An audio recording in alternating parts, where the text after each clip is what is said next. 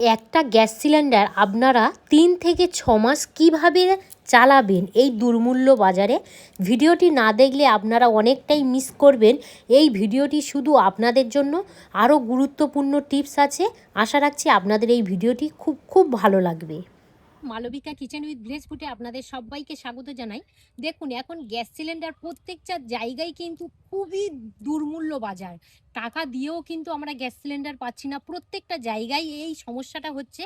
আজ আমি আপনাদের সাথে শেয়ার করব একটা সিলিন্ডার দিয়ে আপনারা 2 থেকে 3 মাস কিভাবে চালাবেন। যেহেতু কন্টিনিউ যদি আমরা রান্না করি, বেশি দিন নয়, 25 থেকে দেখবেন 30 দিনের মধ্যেই কিন্তু আমাদের একটা সিলিন্ডার শেষ হয়। সেখান থেকে যদি আমরা 3 মাস যদি একটা সিলিন্ডার যদি চালাতে পারি, সেক্ষেত্রে আমাদের সংসারের টাকা অনেকগুলোই আমরা সাশ্রয় করতে পারবো। একটা বছরের শেষে হিসাব করে দেখবেন অনেকগুলো টাকাই কিন্তু আমরা কিন্তু নিজেরাই সাশ্রয় করতে পারবো। আপনাদের যদি গ্যাস এইভাবে জ্বলে, আমি দেখাচ্ছি, দেখুন, আপনারা কিন্তু সাইডটাও লক্ষ্য করে দেখুন, চারদিক থেকে কিন্তু গ্যাস জ্বলার কথা। আমারটা দেখুন কিভাবে জ্বলছে। যদি আপনাদের এইভাবে গ্যাস জ্বলে, তাহলে কি করলে এই যে সাইড থেকে যে গ্যাসটা বার হচ্ছে, এই যে অপচয় হচ্ছে, সেটা আপনারা কিভাবে সলিউশন করতে পারবেন আপনারা দেখেই বুঝতে পারছেন। আর এটাকে একটা কাপড়ের মাধ্যমে তুলে নেব, কারণ এখনো পর্যন্ত কিন্তু গরম আছে। এটাকে আমি তুলে নিলাম। বলি, দেখুন, এই যে গ্যাসের আমাদের যে বার্নার, এটা কিন্তু ক্ষয়ে ক্ষয়ে কিন্তু এই অবস্থা হয়েছে। অনেকের দেখবেন অনেক দিন ব্যবহার করার ফলে একদম সব গোল থাকে না, কোথাও গোল থাকে, কোথাও এই বার্নার আর কি মানে যেটা হচ্ছে ক্ষয়ে ক্ষয়ে ছোট হয়ে যায়। তো সেজন্য কিন্তু আমাদের দেখবেন সাইড থেকে গ্যাস বার হয়। আপনারা একটু ভালো করে দেখলে বুঝতে পারবেন। শুধুমাত্র আমাদের হাতের কাছে সাবান, আমরা দেখবেন এই রকমই ছোট্ট সাবান হয়ে গেলে ব্যবহার করি না। তো এই রকমই বাতিল সাবান নিয়েছি আমি। এবারে ভালো করে এই সাবানটা যেখানে ক্ষয়ে গেছে সেই জায়গাতে এইভাবে ভালো করে লাগিয়ে দেব।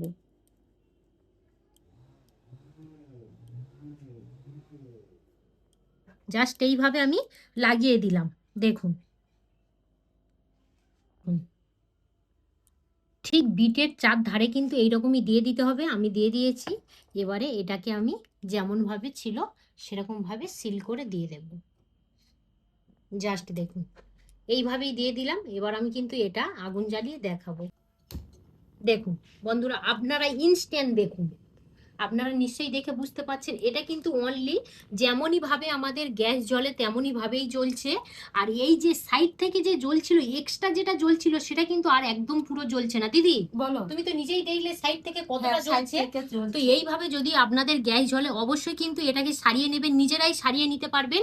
তাতে কি হবে, আমাদের কিন্তু গ্যাসটা অনেকটাই খরচা কমে যাবে। তো এই ছাঁকুনি দিয়ে কিভাবে আপনারা গ্যাস ওভেন পরিষ্কার করবেন সেই টিপসটা দেখে নিন। আমি একটা পিওর সুতির কাপড় নিয়েছি, একদম পুরো সাদাটা নিয়েছি এই কারণে আপনাদের কতটা ময়লা উঠেছে প্র্যাকটিক্যালভাবে দেখানোর জন্য। তো এখানে যে ছাঁকুনিটা নিয়েছি, এবার ছাঁকুনিটা জাস্ট এইভাবে দিয়ে দেব। দেখুন, এইভাবে নিয়ে নিলাম।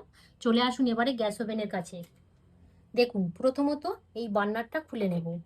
এখানে যে ছিদ্রটা আছে, এই ছিদ্রটা যদি ব্লক হয়ে যায়, তাহলে কিন্তু আমাদের দেখবেন গ্যাসটা আস্তে আস্তে জ্বলবে বা হয়তো বিস্ফোরণ হতে পারে।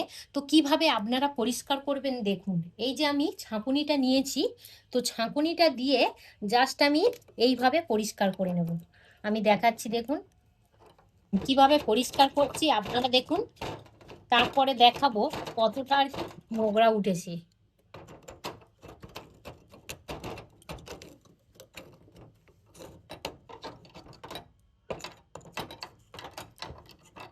আমি জাস্ট 1 মিনিটের মতো এইভাবে পরিষ্কার করে নিয়েছি। এবারে সাদা কাপড়টা নিয়েছি, আপনাদের দেখাবো কতটা তেল চিটে এবং ময়লা ওঠে। এই দেখুন, আমি একদম প্র্যাকটিক্যালভাবেই দেখাচ্ছি।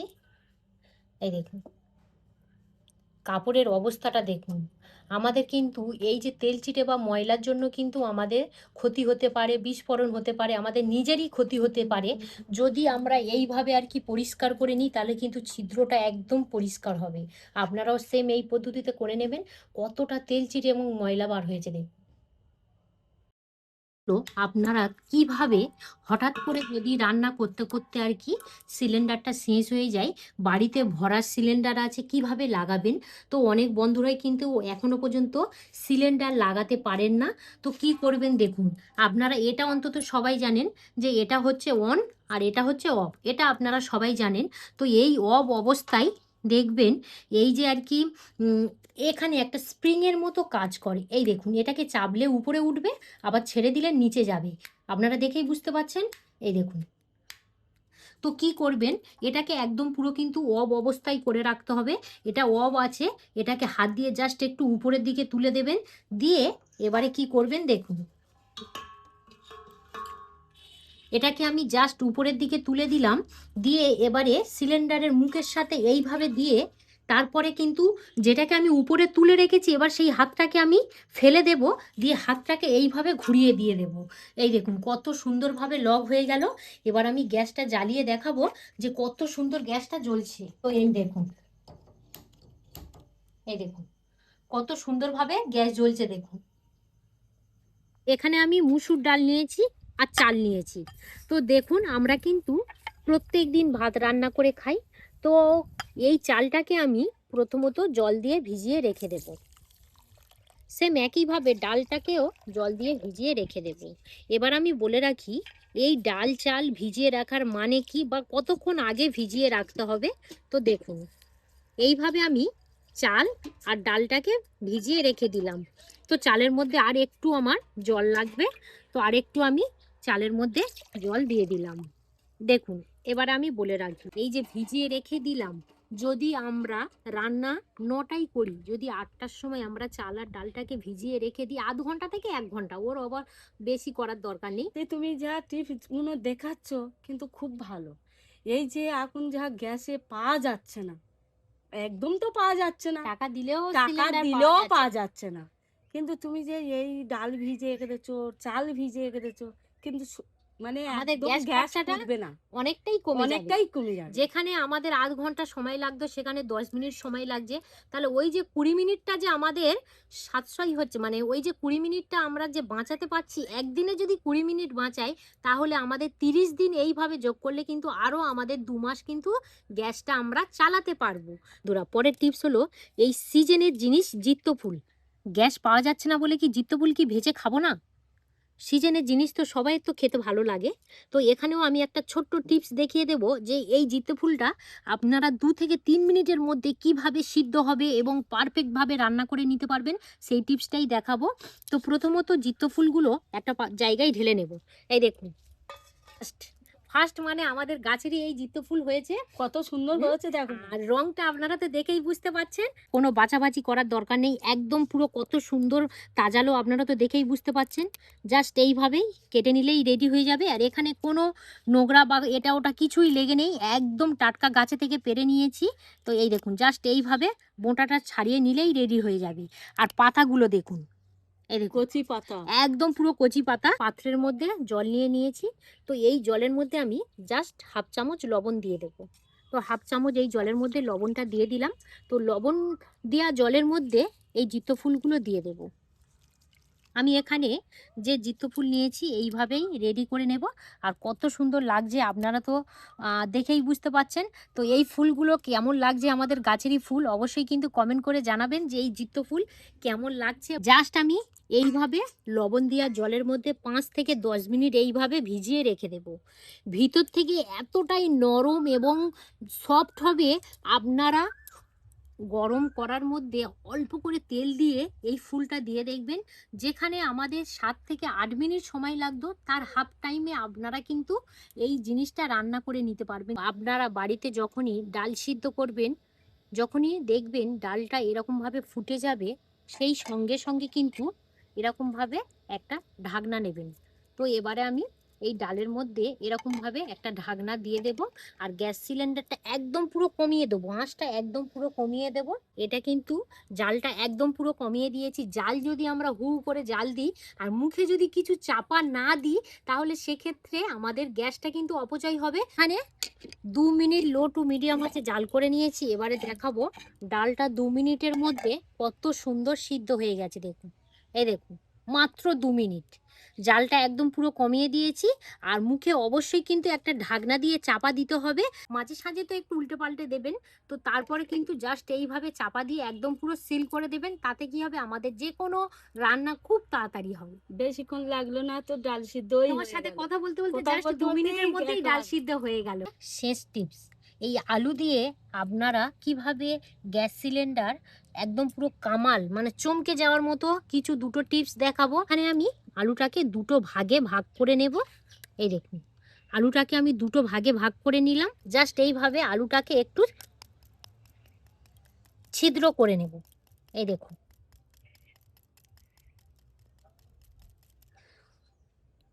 একটা ভাগ কিন্তু ছিদ্র করা হয়ে গেছে।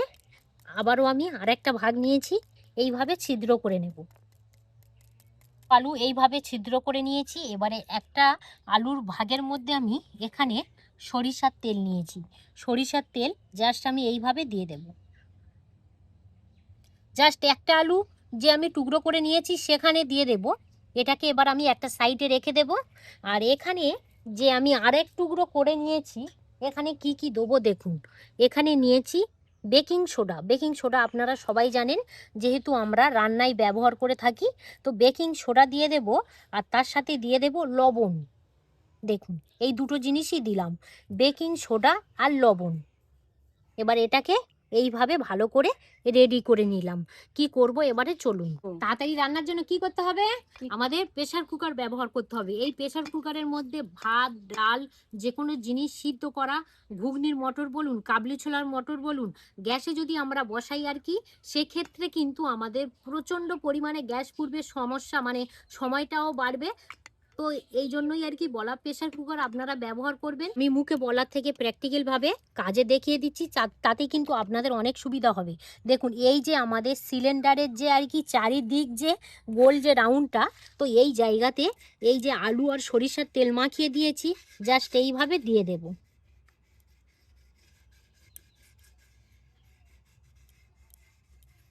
খুব সুন্দর কিন্তু একটা নোংরা উঠছে। হ্যাঁ, এই যে রাস্ট বা মরিচা যেটাই বলেন না কেন, তো এটাকে একদম পুরো কিন্তু রিমুভ করতে সাহায্য করবে। এবারে এই সিলিন্ডারটা আমি একটা জায়গার মধ্যে রেখে দেবো, জাস্ট এইভাবে।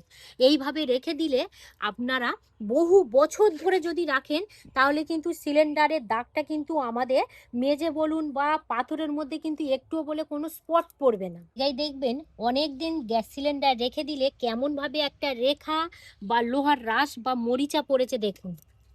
এই দেখুন, এটা কিন্তু পরে। তো এই মরিচা বা লোহার যে দাগটা, আপনারা হয়তো চিন্তা করেন যে পাথরের মধ্যে যদি এই দাগটা চলে আসে তাহলে কিভাবে তুলবো, কেমিক্যাল দেবেন, এটা ওটা বাজার থেকে কিনে আনবেন, কোনো দরকার নেই। এবারে দেখুন, আমি এই যে আলুর মধ্যে এখানে লবণ আর বেকিং সোডা ব্যবহার করেছি, একটু আলুটাকে ছিদ্র করে নিয়েছি, আপনারা তো সবাই জানেন। এটাকে জাস্ট আমি এইভাবে ঘষা দেবো, কত সুন্দরভাবে উঠে যায় দেখুন। এই দেখুন, এই দাগ নিয়ে কিন্তু আপনারা চিন্তা করবেন না, সেকেন্ডের মধ্যেই কিন্তু এই দাগ আপনারা তুলে ফেলতে পারবেন। যে কোনো টাইসে বলুন বা বলতে চাইছি নেট নেট করা যে মেজে তার মধ্যে বলুন, বা কোনো পাথরের মধ্যে বলুন, বা যে কোনো কিছুর মধ্যে এইভাবে যদি দাগ পড়ে, জাস্ট এইভাবে আলুর মধ্যে আপনারা ছিদ্র করে নেবেন, একটু লবণ আর বেকিং সোডা দেবেন, আর কোনো কিছু দরকার নেই। এই দেখুন কত সুন্দর জায়গাটা একদম পুরো এই লোহার যে মরিচাগুলো পড়েছিল সেগুলো কত সুন্দরভাবে উঠে গেল দেখুন। খুব সুন্দর কিন্তু একটা পরিষ্কার হয়ে গেল গো দিদি, বলো।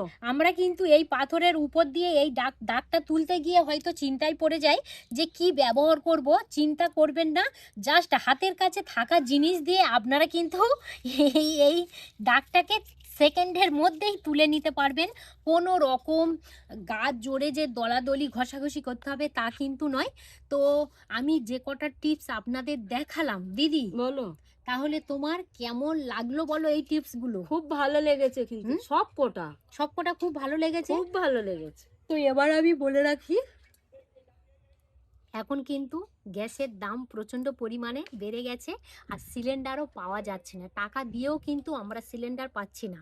দেখুন, আমরা গ্রাম বাংলাতে বলে কিন্তু কাঠকুটোর জাল গুঁড়িয়ে নিয়ে উনানে রান্না করতে পারছি। যেসব বন্ধুরা উনান নেই অথবা জ্বালানি নেই, সেই সব বন্ধুদের ক্ষেত্রেই বলছি আপনারা একটু যদি বুঝে শুনে চলেন তাহলে কিন্তু আমাদের একটা গ্যাস কিন্তু আমরা অনেক দিন করতে পারবো। এবং গ্যাস যখনই আপনারা জ্বালাবেন, প্রত্যেকটা জিনিস মশলা থেকে শুরু করে আনাজ থেকে শুরু করে মাছ চিংড়ি থেকে শুরু করে যদি সব কিছু হাতের কাছে জোগাড় করে নিয়ে রান্না করেন তাহলে কিন্তু আর গ্যাস বেশি হয় না। অনেকে যে রান্না করতে করতে কোটাকুটি করে, সেক্ষেত্রে কিন্তু আমাদের গ্যাসটা অনেকটাই আর কি বেরিয়ে যায়।